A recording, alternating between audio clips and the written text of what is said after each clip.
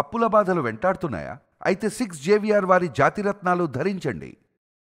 ఈరోజు ఈ పిల్లలకు జరిగిన అన్యాయం ఏదైతే ఉందో, నేను ఈ పిల్లల్ని వెనకేసుకొని రావడం లేదు.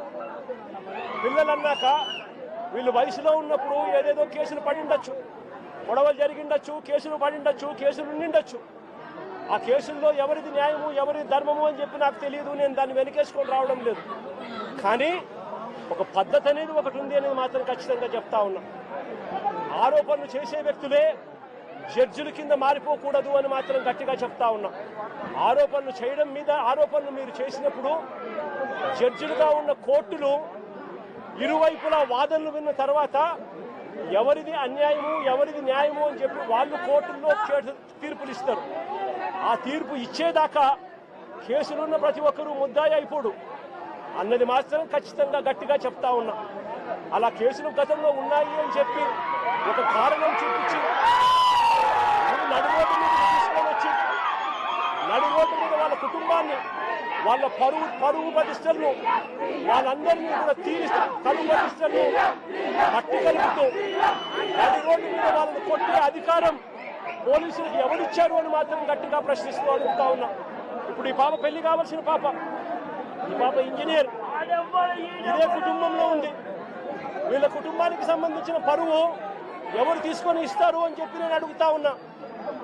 ఈ రకంగా వీళ్ళ కుటుంబాలతో ఆడుకోవడం ధర్మమేనా అని మాత్రం ఖచ్చితంగా అడుగుతా ఉన్నా.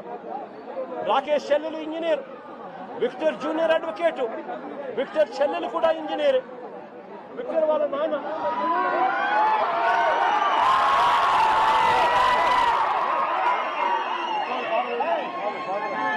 విక్టర్ వాళ్ళ నాన్న రాకేష్ వాళ్ళ విక్టర్ వాళ్ళ నాన్న ప్రజాశక్తి రిపోర్టర్. విక్టర్ వాళ్ళ నాన్న ప్రజాశక్తి అనే పేపర్కు మాజీ రిపోర్టర్. అంటే ఒక మాజీ రిపోర్టర్ కొడుకు పరిస్థితి ఇది. ఒక మాజీ రిపోర్టర్ కొడుకు పరిస్థితి ఇది. రాకేష్ అనే పిల్లోడు అసలు ఇక్కడ లేడు. హైదరాబాద్లో ఉద్యోగం చేసుకుంటా ఉన్నాడు. జొమాటో అనే కంపెనీలో ఉద్యోగం చేసుకుంటా ఉన్నాడు. ఆ పిల్లాడు ఇక్కడికి వచ్చినప్పుడు జరిగిన ఘటనలో ఆ పిల్లాడిని బ్రాండింగ్ చేసి ఆ పిల్లాడి కుటుంబాన్ని పరువును కూడా తీస్తా ఉన్నారు. ధర్మమేనా అన్నది ప్రతి ఒక్కరూ కూడా ఆలోచన చేయమని కోరుతా ఉన్నారు. అన్ని డేలు పెట్టారు, గుండెపోటు దేవుడు పెట్టేసిన పని అయిపోతుంది బాబాయ్ కోసము. దాంట్లో లోగో తయారు చేసి లోగో రెడీ చేపిస్తాను. నెక్స్ట్ ప్రెస్ మీట్లు ఇస్తా. గుండెపోటు దీన్ని రెడీ చేసి లోగోలో బాబాయ్ ఫోటో పెట్టి మంచిగా ప్రజలకు చూపిస్తాం. ఎలాంటి రాక్షసులు అంటే జగన్మోహన్ రెడ్డి వాళ్ళ బ్యాచ్ అందరూ. ఒక తాజాగా ఒక వీడియో వచ్చింది దాకా. వీడియోలో ఒక చేత్తో వైఎస్ఆర్ జెండా, ఒక చేత్తో గొడ్డలి. గొడ్డలు వదిలేయండి వీళ్ళు బ్యాచ్. ఒక చేత్తో వైఎస్ఆర్ జెండా, ఒక చేత్తో గొడ్డలి. ఎవరు నేస్తామని ఆవే వేసినారు. నెక్స్ట్ ఎవరు?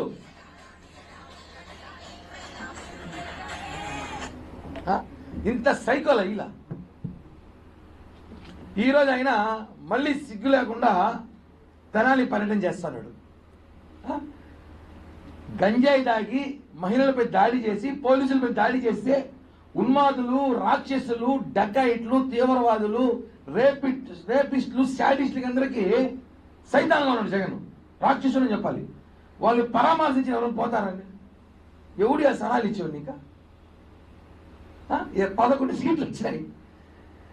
ప్రజలు పోలీసులు రోడ్డు మీద కొట్టిన వ్యక్తిని, అక్కడ ఉన్న మహిళల్ని వేధించిన వ్యక్తిని, పోలీసుల మీద దాడి చేసిన వ్యక్తిని పరామర్శించిన పోతున్నామంటే ఈ దొంగల ముఠాకంతా ఎంత పెద్ద బాస్ అయ్యింటావు. డకాయిట్లకి దొంగలు కంట. మళ్ళీ ఏమైనా మాట్లాడితే వాళ్ళ సైకోలకి, వాళ్ళ పిల్ల సైకోలకి, వాళ్ళ పేటీఎం గాలికి బాధ. మా నాయకులే చెప్తామండి, సిగ్గుండాలి. సైతాన్ జగన్ పరామర్శించి తెనాలి పోతారా? వదిలితే పాకిస్తాన్ కూడా పోతాడేమో. ఉగ్రవాదులంతా నా ఫ్యాన్స్ అనేసి పరామర్శించడం. మొన్న దాడి జరిగిన ఇష్యూ ఆపరేషన్ సింధూర్లో కూడా నా కార్యకర్తలు చనిపోయారేమో, పర్మిషన్ నుండి మోడీ గారిని పోయిస్తాడేమో, పోయి పరామర్శించి ముద్దులు పెట్టేస్తారు వాళ్ళకి కూడా. అలాంటివాడే ఇప్పుడు. ఇట్లాంటి ఉన్మాదులు రాష్ట్రాన్ని తరివేసి, ఇలాంటి సాడిస్ట్ సైకోలను తరివేసి చూస్తున్నాం కదా. నిన్నటి రోజు కూడా గొడ్డలు ఒక పక్క జెండా ఒక పక్క పెట్టుకుని తిరుగుతున్నాడంటే ఇలాంటి వాళ్ళు పరిపాలన నుంచి కాపాడుకున్నందుకు వెన్నుపోటు దినం పెడతారంట. సిగ్గుండా అలా ఒక మాట మాట్లాడడానికి. మేము ఒకటే చెప్తున్నాం జనసేన పార్టీ తరఫున, వెన్నుపోటు దినం పెట్టుకుంటావో తద్దినం పెట్టుకుంటా ఏమైనా పెట్టుకో, మాకైతే గుడ్డుపోటు దినం కావాలి. కూడా దీనికి లెటర్ పెడుతున్నాం, ఒక లోగో కూడా తయారు చేస్తాం. ఆ లోగో కూడా 2 రోజులు రిలీజ్ చేస్తాం. బాబాయ్ ఆత్మశాంతి కలగాలంటే కనీసం ఆయన కోసం మనం ఒక రోజు క్రియేట్ చేసుకున్న ప్రపంచవ్యాప్తంగా చెప్పి కూడా తెలియజేస్తూ సైకో జగన్ బ్యాచ్ కూడా చెప్తున్నాం. ప్రజలన్నీ అబ్జర్వ్ చేస్తున్నారు, ప్రజలన్నీ చూస్తున్నారు. నీ కార్యకర్తలు అని చెప్పి డ్రగ్గిస్టులు, డగ్గాయిట్లు, శాడిస్టులు, రేపిస్టులు వాళ్ళందరూ పరామర్శించి జగన్ ఈరోజు ర్యాలీగా పోయినాయంటే ఇంతకన్నా దౌర్భాగ్యం ఈ రాష్ట్రంలో ఏమీ లేదండి.